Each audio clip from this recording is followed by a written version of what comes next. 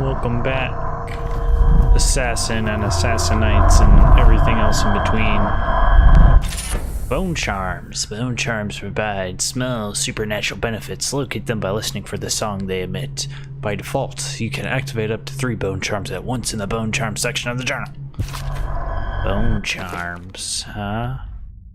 Ooh. Speed swimming increased slightly. More bone charms.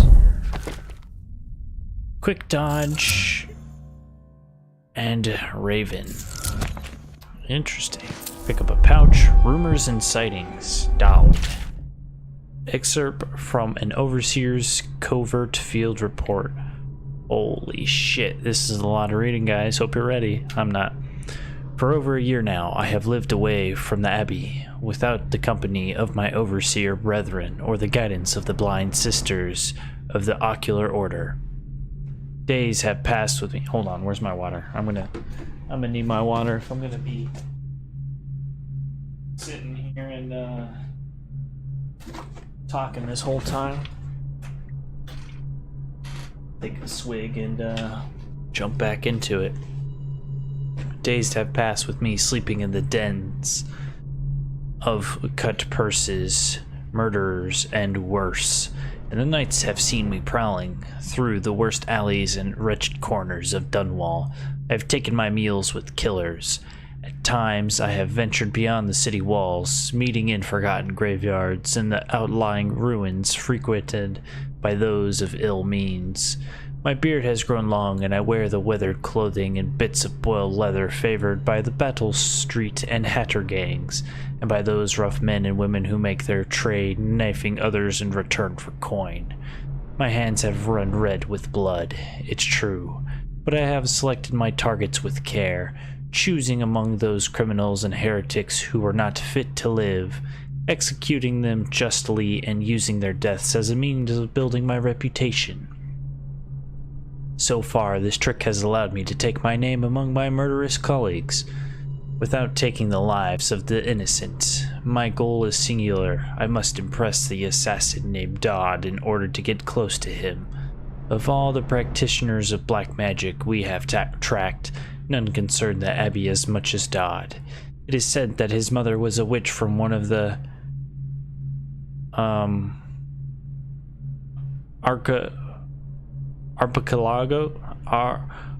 archipelagos of the Pandician coast, taken captive by pirates venturing far from the Isles. According to the legend, by the time the ship returned, the captain was dead and the witch controlled the crew, with Dodd still a shadow in her belly.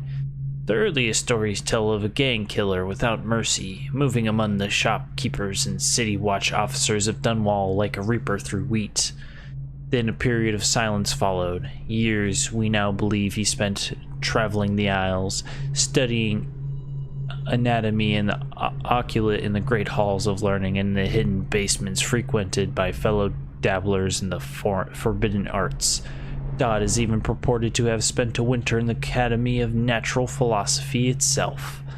And for a time, before his skins developed, he counted the Brigmore witches among his allies. All the while he honed his craft, and it is during this time that we believe he began to consort with the outsider. New reports emerged of a dusky-skinned assassin paid by the elite to eliminate their rivals in Dunwall and in the other major cities across the Isles. Those who saw him and lived numbered in the handful, but all of them reported something strange. He appeared and vanished like smoke. From a nearby rooftop he gestured and a noble woman stumbled from her balcony, falling to her doom on the cobblestones below. Most recently, as this new threat of plague has arisen in Dunwall, Dodd has been seen leading a gang of men in dark leather, dressed as factory whalers in their vapor masks. They seem loyal beyond comprehension for one so unworthy, leading me to wonder if some of his magic is dedicated to lulling their minds, enslaving them. Only a month ago, one young girl claims to have come upon a strange scene. Carrying a bottle of milk home to her crippled brother, she was taking a shortcut through the tailor's district. In a narrow street, she passed beneath a window and heard unusual sounds from within. Pushing aside the ratty curtain, The girl saw into an abandoned apartment used by miscreants for gambling and trading haberweed.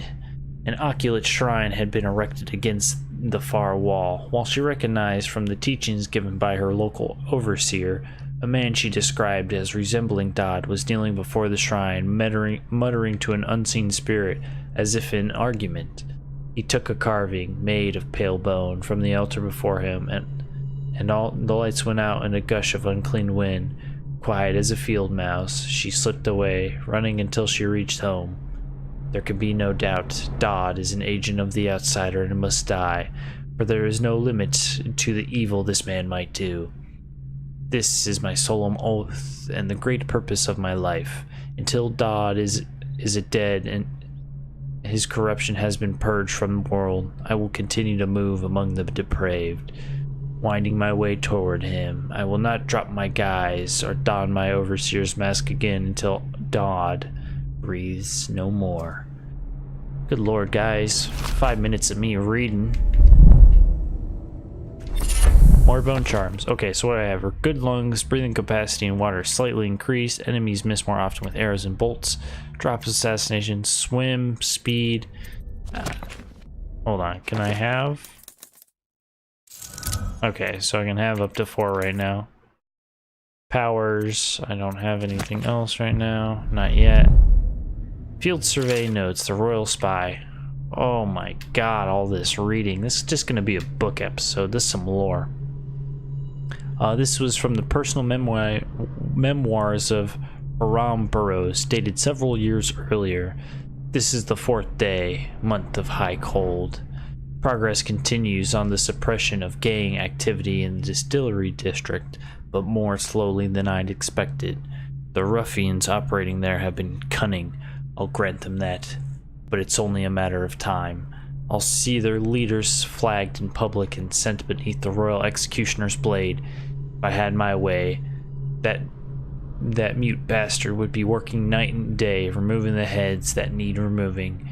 Internally, the Empress does not seem pleased with my investigations. It seems that it is beyond her thinking, against her very nature as a trusting person, to believe that traitors move among us, but I know they do. They must. No, Jessamine would rather spend her time with the royal protector. At least he's likely to stop any immediate threat to her safety, but a strong arm is not what's needed against those who would undermine us. How will Corvo's sword stop a poisoned wine glass or an explosive delivered by a courier? It will not. There are many threats around us, threats requiring meticulous efforts to police. Young Lady Emily is undisciplined, I'm afraid. Here within Dunwall Tower, she receives instruction from the finest tutors known in the Isles, yet her mother spoils her and she spends most of her time lost in imagination, wasting her time drawing or asking Corvo to teach her to fight with wooden sticks. The girl might rule the Empire someday. Every moment spent at play is a moment wasted. Shoring up security for the main gate leading into Dunwall Tower has been another pet project of late. To think that back in this day, Emperor Caldwin left it open to the public during the day, allowing anyone to come and go as they pleased. If it were up to me, I'd seal off access to the streets entirely, but the Empress won't hear of it. The water lock is much easier to protect, and if there's only way into the tower, traffic in and out would be greatly reduced. Someday the wrong person is going to slip in and we'll suffer for it, mark my words. No amount of security is excessive when it comes to protecting heads of states. The Empress also disapproves of my plans of the Sokolov devices. Sokolov himself has no interest in security, of course, but he's vain, and therefore keen to see his inventions deployed in any fashion.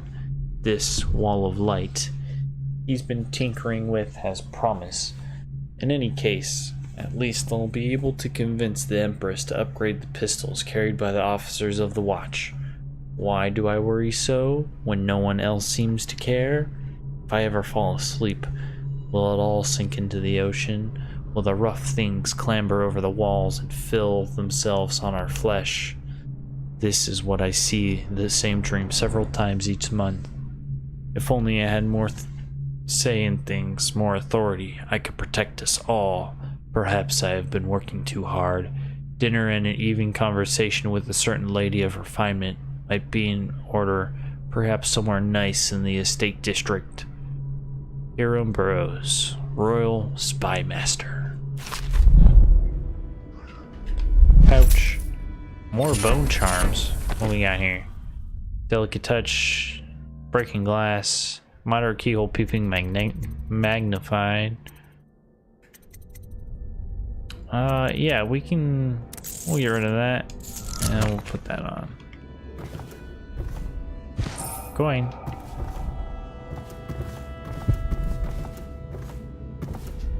More coin. Nope. There goes the heartbeat, it's racing. Oh my god, look at all these bone charms you're giving me, bro. Powers effects slightly improved. White rats can be consumed for mana. White rats won't attack me. Quick dodge, drop assassin gives you a bit of health. Who cares about that?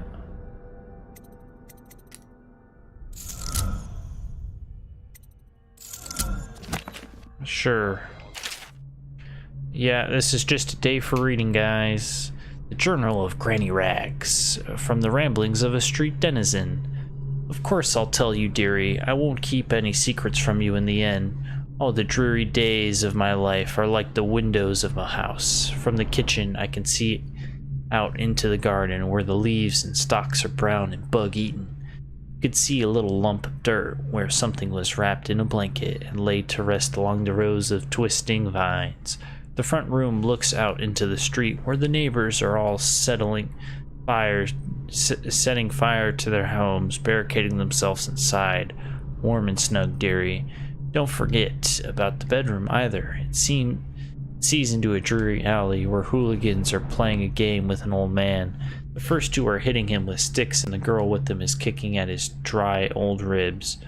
Oh, to have those bones, to boil them in a pot. No one lives in my house anymore, dearie. No one you would want to meet. When I lived there with my husband, we were fine people. Vera More, everyone would say. Your house is as grand as Boyle Manor. Better even. Your dinners are lavish and your parties are the best. When that young Sokolov came to paint my portrait, I was nearly still in my prime. Radiant, he said. And he was just barely a man, so young. Painting all the best people across the land. Everyone wanted a portrait by his hand, all my friends.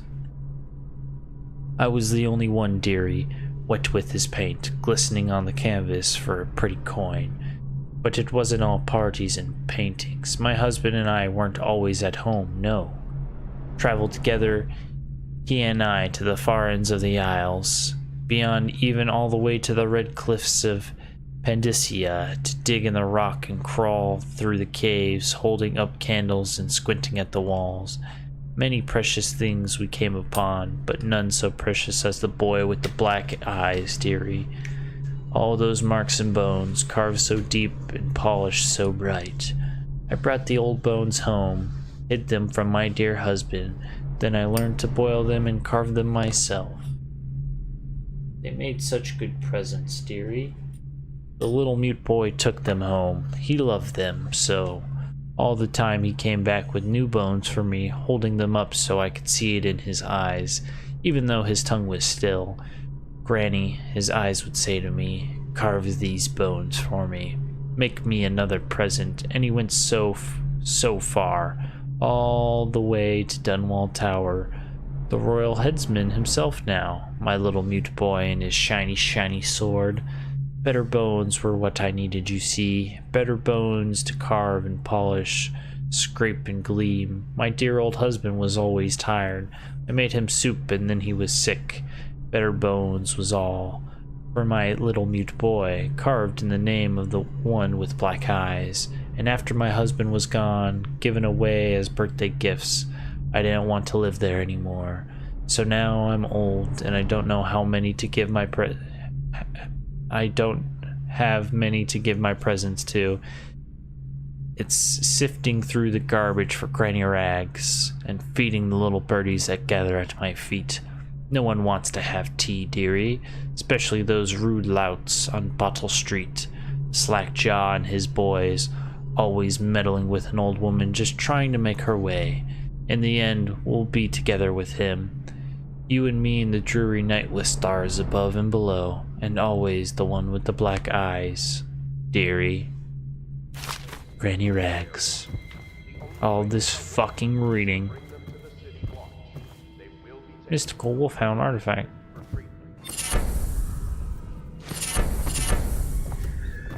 My goodness. Fencer. Win sword versus sword contest more frequently damaged from explosives. Shot whiskey bottles explode with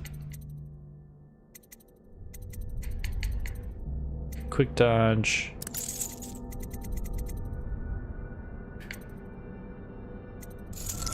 Sure, we'll do that. Pouch. Holy shit. Hold on, I'm going to take a drink here, ladies and gentlemen. This is just going to be a reading episode. We ain't even going to make it out of here. It's all this lore. Excerpt from a series of letters sent by a member of the Bottle Street Gang. You want the chin wag on Slackjaw?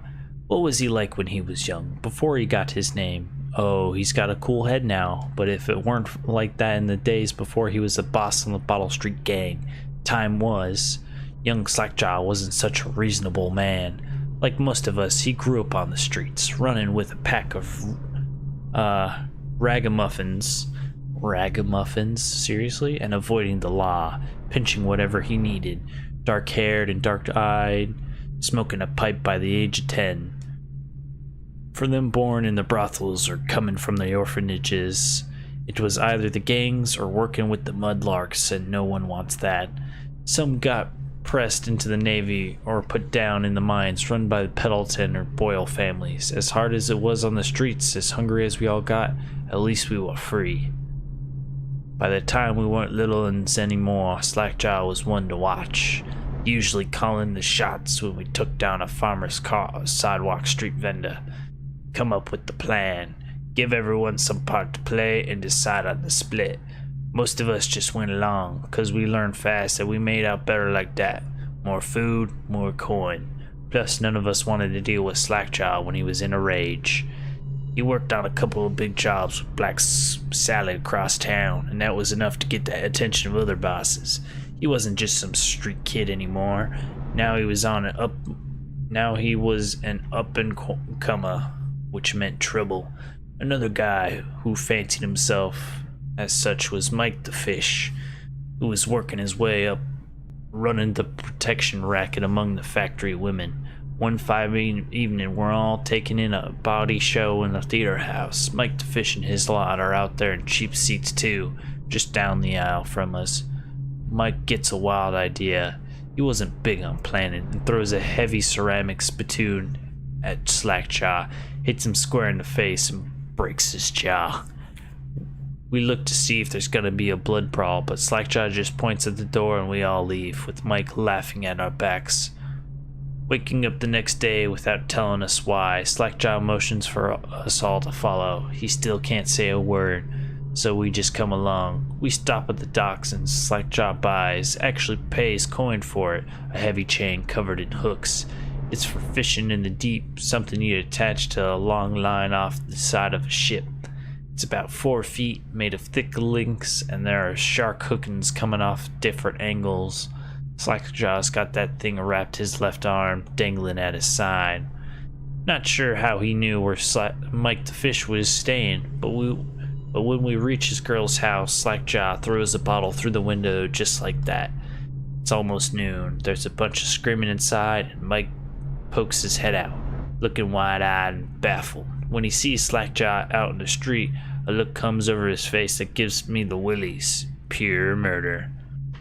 Mike comes out the side door bellowing like a bullocks, holding a cleaver, heading straight for Slackjaw. When they come together in the street, Slackjaw spins and the shark hooks bite deep into Mike's arm and shoulder.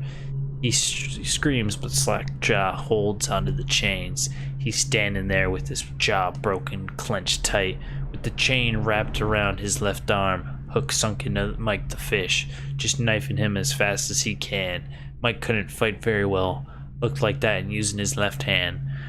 But he was a big guy and it took a lot of stabbing before he went to his knees. Everyone was cheering at first, but then we all went quiet. It just kept going and going until finally it was Mike the fish blubbering, crying like a baby in the sound of Slackjaw's knife. When it was over, here's the brilliant part. Slackjaw took out a note and stuck to Mike's face with a nail. It just said, "If you want a job, come to Bottle Street." Slackjaw didn't talk right for a couple months, but word spread fast. By the end of the year, once we had a sizable gang going, he sent out letters to other bosses, telling them that we were running a brand new crew over on Bottle Street. Most of them laughed or beat up the guys who delivered the letters. Green-eyed Trish even came back missing a thumb, but apparently Slackjaw was expecting that kind of reaction and had a backup plan. A week later, 4 of the bosses were dead. Seemed like a series of unfortunate events, but everyone knew better. One shot dead by the watch while standing in the middle of a meat market, another slipping and falling into the water, out cold. One of the older bosses found in bed with his belly open wide and a Tyvian pear stuffed into his mouth, still not sure what that meant, and Sheila Barnsworth was found bubbling in a cauldron of hot wax. Slackjaw sent out another set of letters, offers to the underbosses, telling them they'd be treated fair as peers. He even sent Great-Eyed Trish with one of those letters. All of the underbosses accepted. God damn, dude, all this reading. After spilling the guts of his main competition, Slackjaw went in for stabilizing his business real neat-like, calling in favors, smoothing things over, giving everyone a little bit of coin or drink as bonus, showing what he would be like as boss. So everything got quiet, which always makes the boys of City Watch nervous, of course. Word went out among the Royal Spy Master Snitches, the responsible citizens group they called themselves, telling everyone working in a shop or sweeping off the front steps of their homes to keep watchful eyes for Slackjaw and his men, trying to suss out what they were up to and what had just happened. But Slackjaw ain't stupid. He greased a few palms among the shopkeepers in Watch 2, telling them that he was in town to stay and that they would be run properly from now on, without so much blood. He was finally a real boss, ready to settle into the business of moving whiskey, running the hound fights, and offering up ladies and gentlemen of the night, if you take my meaning. Then the plague came. At first, it seemed like a good thing. A few people got sick and everyone wanted to buy those potions from Sokolov or Piero. Health elixir or spiritual remedy they call them. Slackjaw told me he saw an opportunity. We already had an old whiskey factory with a still, where we could water the stuff down and sell it discounted. Doing the same with Sokolov's elixir was a smart plan. Pretty soon everybody in the slums was sick and business was good. But after a while there were so many people down with plague that everyone got scared. Everybody started acting real nasty and everything fell apart. When people can't work, they don't have the coin for elixir, watered down, or pure. When the Empress died, it seemed like Dunwall would slide into the void. Spy Master Burroughs took over the watch and started using all the new Sokolov technology. Watchtowers, tall boys, and then arc pylons. They put up a wall of light across Clarving Boulevard and cracked them down hard, but Slackjaw surprised us again. Instead of leaving town on a boat bound for Morley or one of the other isles, he stayed and kept it all together. We get as much elixir to fight off the plague as the City Watch, with their taxes and rations, and that's kept us alive, so far. Crowley, Bottle Street Gang. My God, all of this reading, I'm dead. Can I at least leave the first room? Thank God.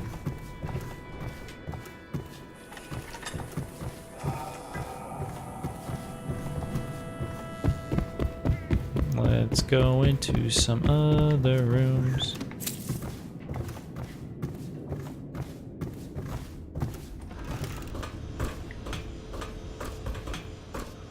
I'm just just gonna try and maintain...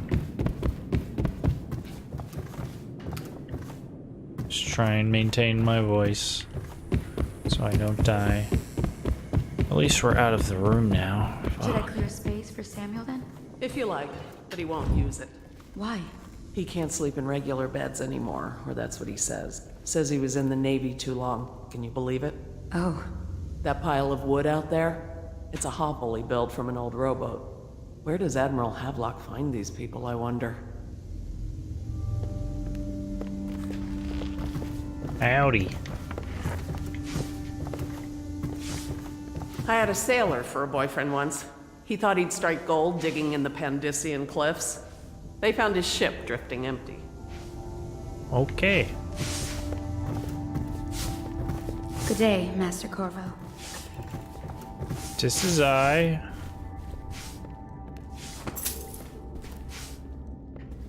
Give me all your stuff.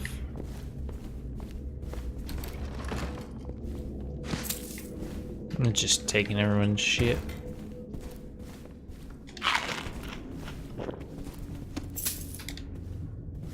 Lord Pendleton Memoirs, Chapter 27. In my 13th year, the despised stepmother at last departed, and Pendleton Hall was again quiet, although Father had by then sunk into deep depression.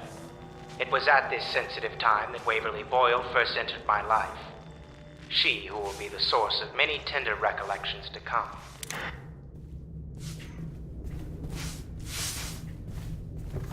Hi.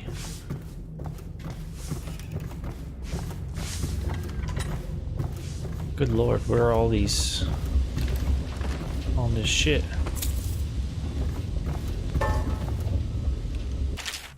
Oh, fuck. A Gaffer's Tale, Volume 1.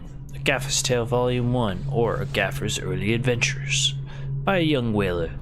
My sister Nina and I left Tavia together, saying goodbye to our aunt, the woman who had raised us since childhood, leaving behind our home city of Yarrow and the cold but beautiful white landscapes we had always known. We boarded a ship for Dunwall. Our parents had left us with a sizable inheritance, and we spent half of this getting to the capital city, establishing a small import shop dedicated to Tivenian furs. Once I'd helped Nina establish the business, I was free to pursue my dream, signing on with a whaling ship with the most exciting thing I've ever done, and I saw it as a means to an end. Someday, I would captain my own crew, and eventually own a fleet of similar vessels. With tears in her eyes, Nina kissed me farewell, and I did not see her again for many months. As an apprentice to the gaffer, I got to see the tracking and killing of the great beasts up close.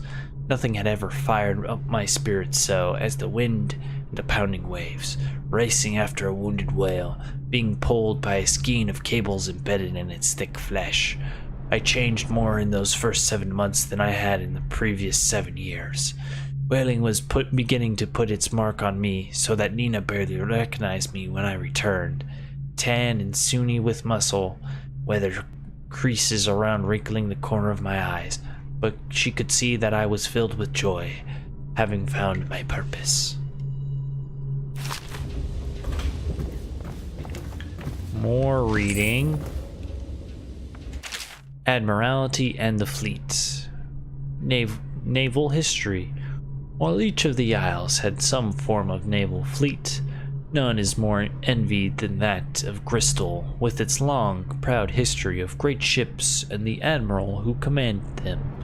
Boys come of age in the cities of Crystal, hoping to someday captain such a ship. And family dynasties are made by those captains who track down infamous pirates or crush seditious uprising, as during the Morley insurrection. In times of war and peace, Crystal continues to innovate at sea.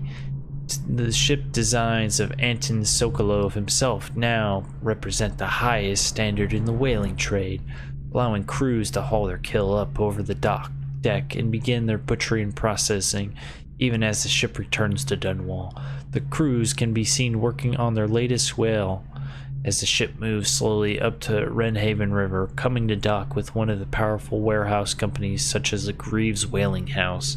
Suspended in the rigging overhead and backlit by the setting sun, the silhouette of one of these creatures makes a moving sight as it cruises to its final resting place in the industrial heart of the capital city. We are now halfway through this episode, and I am still in the fucking manor. Kill me. Havelock log entry 1. It has been days since our man was dispatched to stash weapons for Corvo in the old sewer. They have not returned, so I can only hope that they succeed in getting the packages delivered. Pierre sent considerable time and resources making those things. If I could find a way to mass produce them, the Dunwall Navy would secure its place as a dominant force to the force on the globe. But back to Corvo. Can he actually break out of Coolridge? And if so, will he make his way here? I personally give him odds of 1 to 5. Well, I made it, you bastard. Corvo seems to have arrived in good shape. Much better than I expected, given what I've seen of Coolridge Prison. He seems willing to work with us, and he shouldn't lack for motivation. The man has lost everything. We'll judge how he performs in the field. And if I can, I'll find a way to test him personally. Ah, yes, public announcements going on. Blah, blah, blah. What we got in here? You got more books for me to read? This is the story. Okay, I was Harpooner Song, excerpts from a book of sea shanties sung by sailors. What would we do with the drunken whaler? What will we do with the drunken whaler? What will we do with the drunken whaler? What? Early in the morning. Feed him to the hungry rats for dinner. Feed him to the hungry rats for dinner. Feed him to the hungry rats for dinner. Early in the morning. Way, hey, and up she rises, way, hey, and up she rises, way, hey, and up she rises early in the morning. Slice his throat with the rusty cleaver. Slice his throat with the rusty cleaver. Slice his throat with the rusty cleaver. Early in the morning. Stuff him in a sack and throw him over. Stuff him in a sack and throw him over. Stuff him in a sack and throw him over. Early in the morning. Way, hey, and up she rises. Way, hey, and up she rises. Way, hey, and up she rises. Early in the morning. Okay, I can't keep doing this, guys, mate. I'm gonna die. I'm gonna die from reading so much. This is ridiculous, man. Fuck off. I have to read it though, the lore. Oh, okay. Litany on the White Cliff by High Overseer Abram Templeton. And I say to you, brothers, it is here that we make our stand as a righteous force against the growing darkness. It is here that we unite against the spirits of the unknown that would drag us screaming into the night, never to return to our homes, to our families. Together, we will serve as a rod to those who would stray from the herd, for the foggy graves waste of the outsider. We will burn a bright fire with our virtuous actions so that the others will not lose their way. And to those who choose to wander beyond the walls of our homes, in for places, we will oh my god, we will strike at them swiftly before they whisper to their neighbors, filling their hearts with strangeness and doubt. I've been reading for the past 35 fucking minutes. I am just gonna call this episode like story time, because man, you got a lot of oh my god. Hold on. This is just story. This all. Oh my fuck. A Gaffer's Tale, Volume 2, or Gaffer's Final Passage. After more than a quarter of a century, I am done with whaling, too broken to continue. I've seen all the corners of the Isles and made more coin than most. men see in a lifetime, but it's all gone. I've lived through an emperor and watched his daughter take the throne. Fair young empress she was, but slain so young. Everything beautiful comes to die. I've eaten in every port of the known world and sailed to the loneliest waters you could imagine. I've seen the cliffs around Pandicia.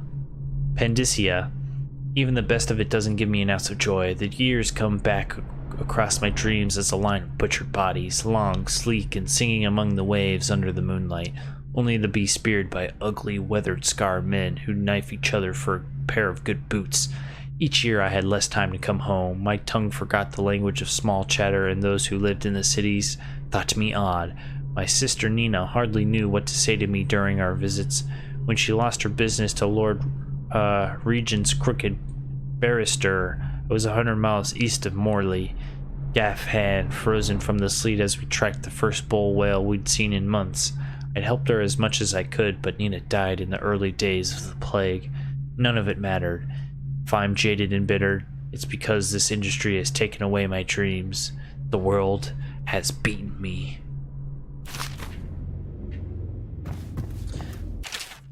The Shadows on Bitterleaf, from a longer work of fiction. Finding my way by the feeble light of the dying fire, I saw her working. A large needle moved in her hand, following precise, esoteric patterns, knots and loops of seamstress craft from the ancient days. Beneath her needle, his body clenched and shuddered, shaking the wooden table. A morbid fascination pushed me closer until she turned her blank face towards me, resting the needle in his flesh. With a refined tone, she addressed me. "So you are the lover, I presume. You too have been unfaithful, and it is now your turn to be mended." Oh, shit. Fiction. Oh, okay. The Young Prince of Tivia, excerpt from a theatre play. Lord Nathaniel Bale, what? Shaking with outrage. "How dare you, sir? Clothed so in my very house, I should hand you over to the watch-depraved Tivian." Prince Calasar, moving closer. "That's a harsh welcome for royalty, my lord. Your daughter treated me well with much more hospitality. Alas, she has gone out for the evening, leaving me all alone." Lord Nathan Baylor, stammering, studying the younger man before him. "What are you doing? Leave this house. Go back to your frozen wasteland, pale rascal." Prince Calasar, smiling coyly, reaching out. "No need for anger between us, Lord Bayle. Is it so wrong for me to be here? As I've proven, I've developed an affinity for you and your family." Lord Nathan Bale, gasping. "Oh my, Calasar, your skin is so warm. It burns." Get me out of this place. I'm living in a hellhole. Oh yeah, and that. Although I have to check everywhere. I have to. From landing in the distillery district due to risk of infectious contact. Violators will be taken to the flooded district for treatment and rehabilitation. I gotta read everything. Gotta get that Lauren. Who's Lauren? What? Let's not talk about it.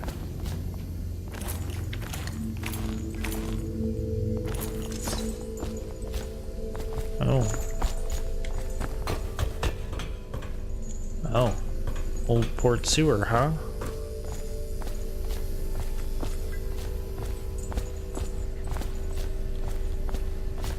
Processed whale oil, thank you. Yeah, I'm like, I need to remember all of the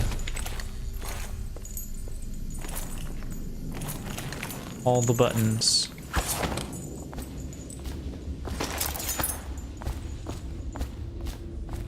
If you don't mind, ma'am, I need to grab all of this. Anything you have. Empty bottle. You know, I tried to attend services with the overseers for a while. How'd that work? They've just gotten more and more, I don't know, rabid about the 7 strictures and witchcraft and all that nonsense. Attention Dunwall citizens. Be advised, the river crust No. infestation has spread I'm down just not allowed to. as far as the river mouth and flooded district. Do not attempt Oh, to hold on. approach or Give me destroy this. the river crust. Any items recovered from Ha, the ha, river ha, ha. crust considered state property. Aha, I made it over here now, you piece of shit. Can't stop me. There's just 15 coins sitting under this chair. Ah, yes. More doors.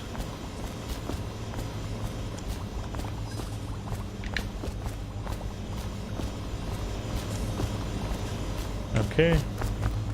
Well, let's continue the story now that we've spent 40 minutes fucking about reading. Well, let's get down to it. First off, Thank God, I know give me a that chance to assassination is dark business, but sometimes good men have to do bad things to make the world right. Our purpose is clear. We want to restore Her Majesty's line by finding and putting Emily Caldwin on the throne. To those ends, we'll hide, act in shadow, take them apart, piece by piece. Tonight, High Overseer Campbell dies by your hand. It won't be easy. He's protected by his overseers, an army of religious zealots. But if anyone can do it, you can. Your exploits are legendary. Campbell carries a private journal. Once you've eliminated him, get the journal, because we think it contains Emily's location. Recovering her is obviously critical, assuming she's alive. That's the gist of it. Remember our cause and strike true. We're counting on you. Another thing. Campbell is holding a former overseer by the name of Martin. He's one of us, and if you manage to find him, give him whatever help you can. He's a master strategist, and he got caught working for our cause. It'd be...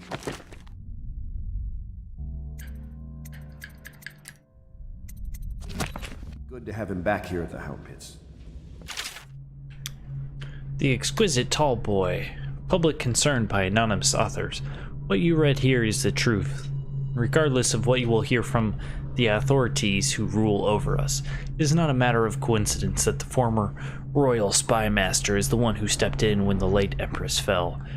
We who will remain nameless believe that these events are interconnected. The signs of oppression are all around us. Sokolov's designs, originally intended to provide light and warmth in our homes, have been turned against us as a means of inspiring fear and controlling our movements through the city. And where did this plague originate? Some say it was imported. A wild theory, perhaps. One of our members risked her life to obtain an internal report from the government, which we will be printing and sharing soon, called The Exquisite Tall Boy, extolling the virtues of this newest member of the City Watch. To those in the streets below, these virtues are horrors, spread by stilted thugs who rain down fire on the sick and the poor. To these eyes, the tall boy is another government bully, armed with incendiary devices, thickly armored and standing high overhead, looking down at the common people of the city. We now know that the tall boys are heavily drugged, imbibing a substance that renders them resistant to pain, but also dulls whatever empathy they might normally possess. Exquisite, dude.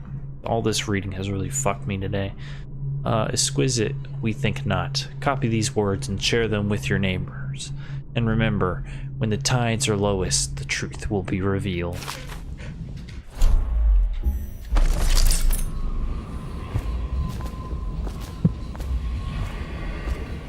We must go.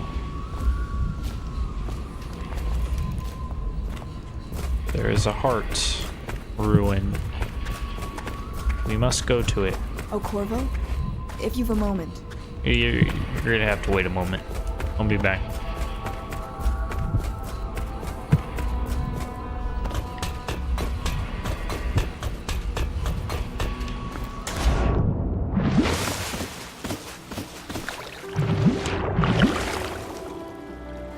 I must get over here. Yeah, there it is.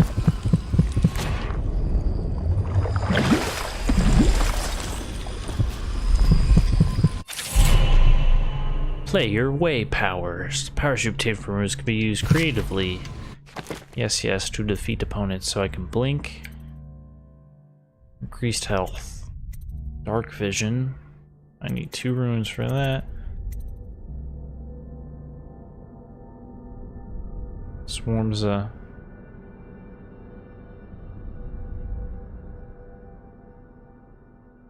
don't know, man. This devouring swarm thing sounds pretty cool. I might hold out.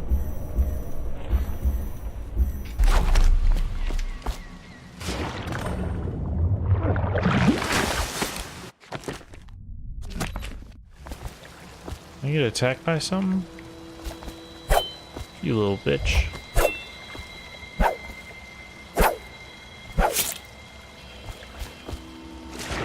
You little piece of shit. Get out of here. Well, let's go talk to that lady.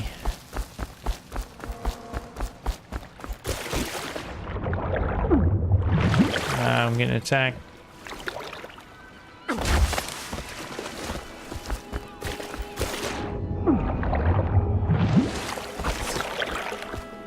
Damn things. I'll be back for you, Samuel. I have a few things to go do. Okay. Corvo. Hello. I'm Callista. I work here for Admiral Havelock. I'm sorry to intrude on your business, but this is important. I suspect you're going to kill the High Overseer. That wretched man. There's really no reason for you to listen to me. But my uncle, Jeff Kernow, still serves as captain in the City Watch. But he's a good man, and my only family. The chatter in servant circles is that Campbell just took delivery of an exotic poison. And I think I know why. My uncle's not corruptible like the rest of them. Campbell is going to poison my uncle. Do you think you could protect him? You used to do that, right? Before you had your current profession.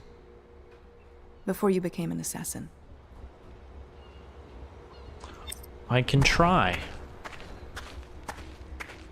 Ensure Captain. Bureau spends much time. Samuel Boatman has smoke.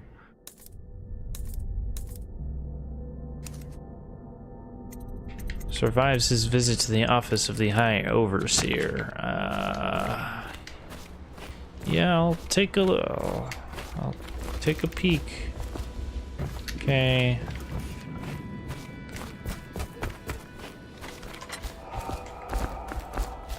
It's just another door out.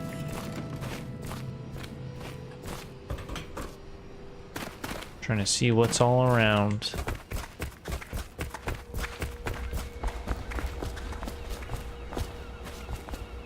Where is my mechanic?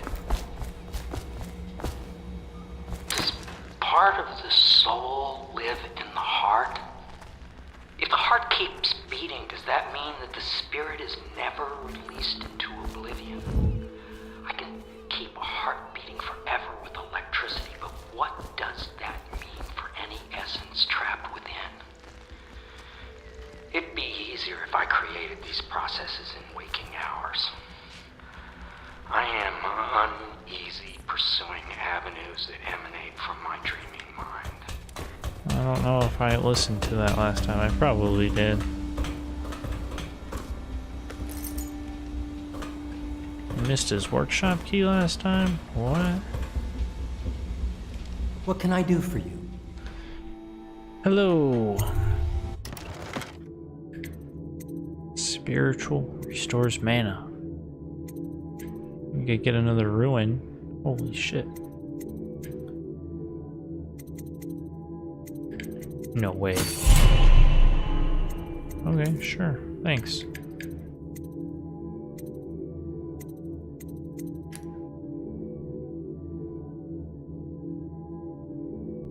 Unlocks bone charm. Yeah, man. Might as well just start buying everything here.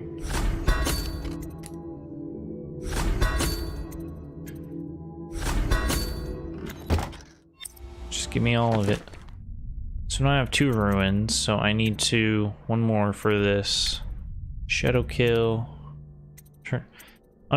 unaware enemies who don't see you turn to ash as they die. Oh. Build up adrenaline that triggers brutal melee, vitality, bone charms.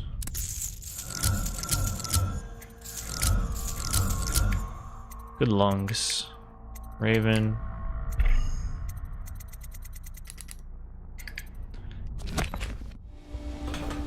We got a lot of stuff now. Okay, let's go talk to Samuel and actually get off this fucking...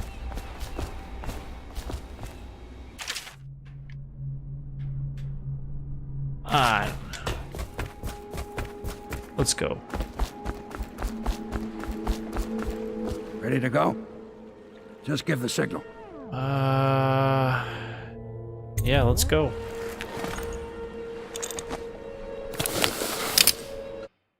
I am ready. High Overseer Campbell leads city militants, religious faction, is close ally to Lord Regent. Campbell is completely corrupt and holds the secrets to Emily's location. Infiltrate the office of the High Overseer, steal Campbell's journal, and eliminate him. An ally to the loyalists, Martin is being held there. Free him and allow him to escape. Okay, so...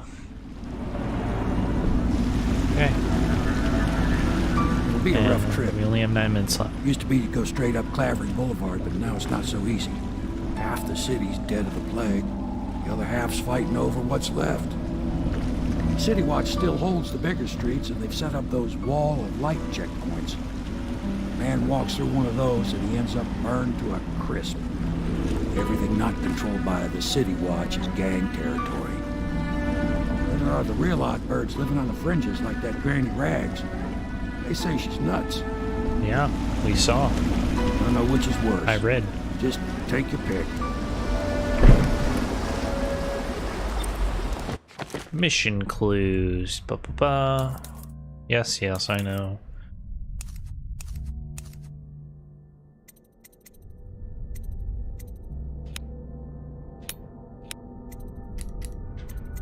Take the blackmail.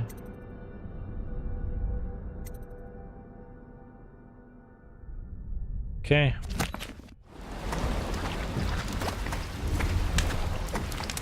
Thank you. Use the Bottle Street alleys. Oh my god. Talk to Granny Rags in her apartment. Yeah. I can't wait to talk to Granny Rags.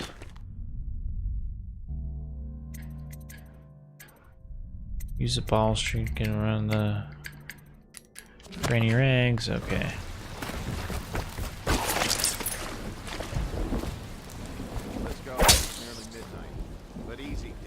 Keep him in the boat. Canal's got enough shit in it as it is. 1, 2, 3, heave!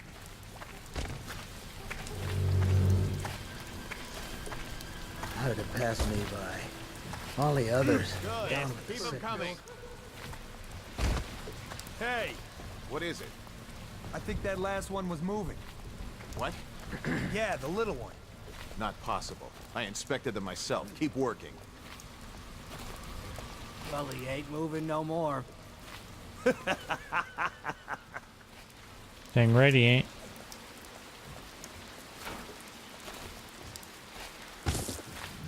One, two, three, heave!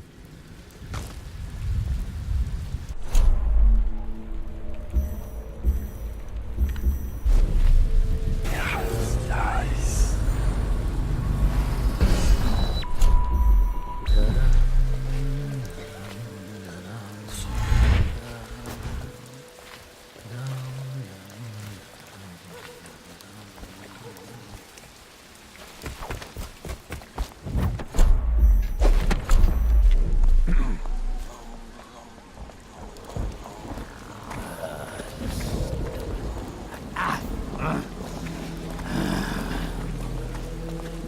I don't like this,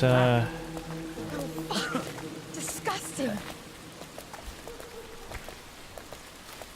It's just ridiculous. disgusting. Well, I hope this lady doesn't mind at all.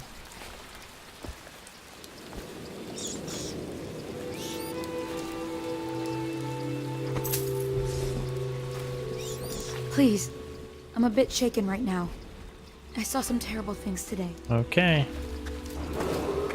Attention, Dunwall citizens. The following businesses have been closed and impounded by the state due to contamination. Barrow's Barbershop and Surgery. Okay. The Duke and Dancer Ale House. Merritt's Printing Firm. Pennyworth's Tack and Saddle Emporium. And the Smoke Street Dice Hall. Nasty. Alright, so you gotta figure out where everybody is. Half the block dead from the plague. Better them than us. At least some of them had money. Huh? Yeah. Huh? The sick ones go into cages and off to the flooded district. Couple of them didn't look too sick. Can't take chances. If they even look a little green around the gills, it's off they go.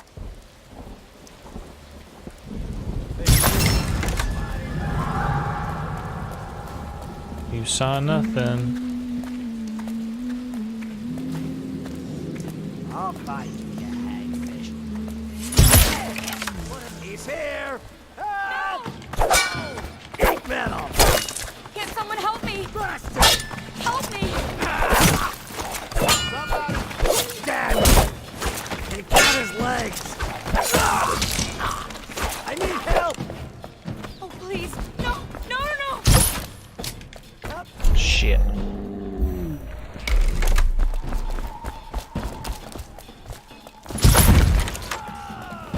Ooh, that was close.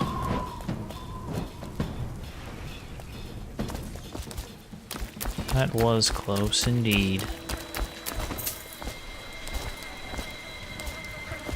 That's a lot of dead bodies.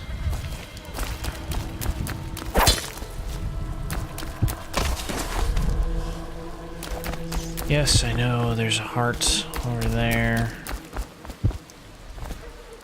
I remember how to get up there again.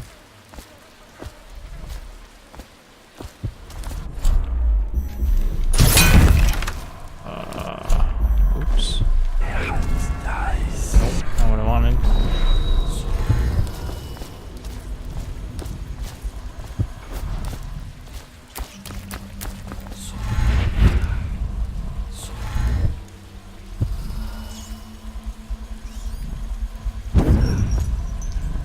Ooh.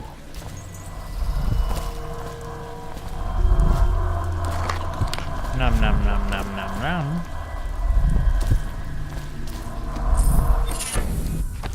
Another bone charm. Drinking from faucets recharges a small amount of. Ooh.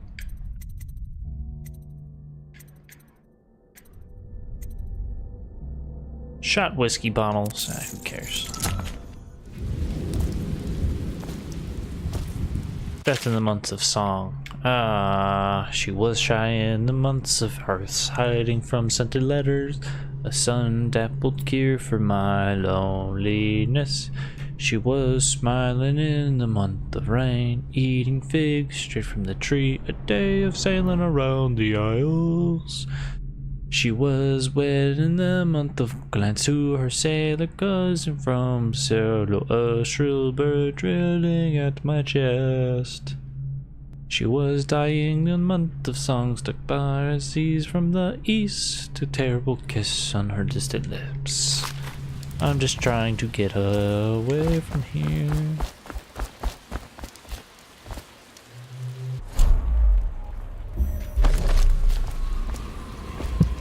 There's shit everywhere.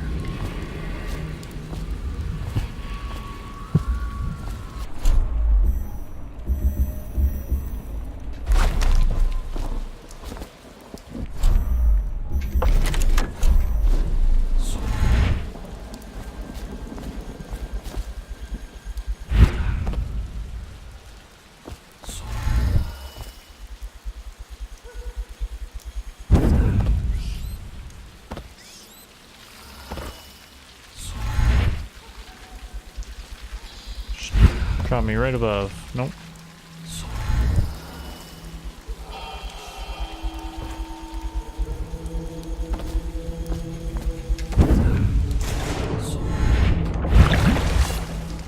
Okay, yeah, sure, that works.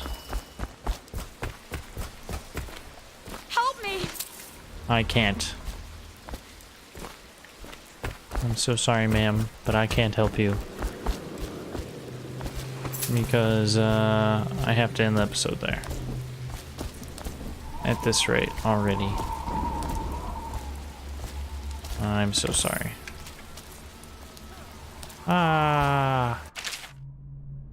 Yeah, you can get past the wall with a lot of different things.